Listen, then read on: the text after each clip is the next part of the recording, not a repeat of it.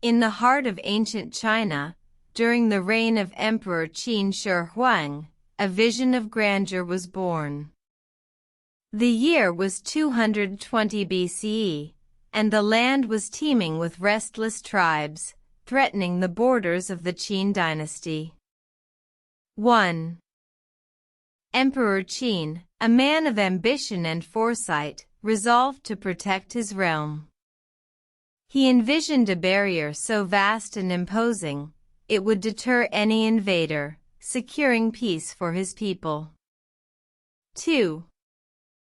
The project, monumental in scale, was entrusted to Master Li Sheng, a renowned military strategist. With a force of 300,000 laborers, the construction began. 3. The laborers, hailing from diverse backgrounds, were united by a common purpose. They carried stones from the surrounding mountains, laying them brick by brick, mile after mile. 4. The terrain was treacherous. Rivers had to be crossed, mountains scaled, and valleys carved through. Yet, the workers persevered, driven by the promise of a safer homeland. 5. In the rugged north, the wall snaked across the landscape. It was a testament to human resilience, a beacon of hope for the people of Qin. 6. The wall was not just a barrier, but a symbol of unity. It bound together the diverse people of China, forging a nation from the scattered tribes. 7. The Great Wall, a marvel of ancient engineering, stood for over 2,000 years.